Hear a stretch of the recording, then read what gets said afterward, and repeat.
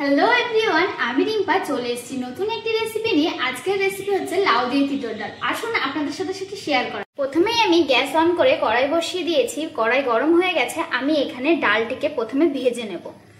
আমি এখানে 200 গ্রাম ডাল নিয়েছি।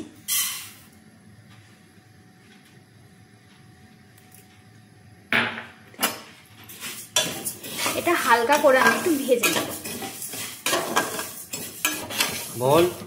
ডালটিকে আমার ভালো করে ভাজা হয়ে গেছে। এবার আমি ডালটিকে নামিয়ে নেব। আমি ভাজা ডালটিকে ভালো করে ধুয়ে নিয়েছি। এরপরে আমি ডালটিকে সিদ্ধ বসিয়ে দেব। আসুন।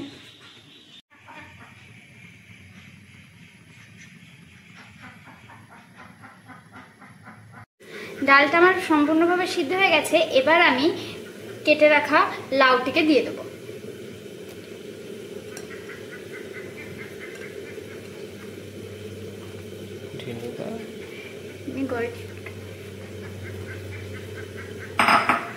এরপরে আমি দিয়ে দেবো আদা আর জিরে বাটা।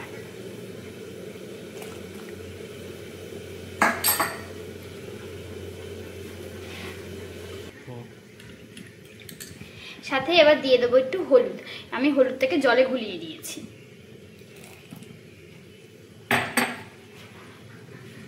নিয়ে ভালো করে নাড়াচাড়া করে দেবো। নিয়ে লাউটি সিদ্ধ হতে থাকুক। আমি আবারও ঢাকা দিয়ে দেবো। ফোড়ন দেওয়ার পরে ডালটি ফুটে গেছে। এরপরে আমি এখানে স্বাদ মতন লবণ দিয়ে দেব আর সামান্য একটু চিনি দিয়ে দেবো।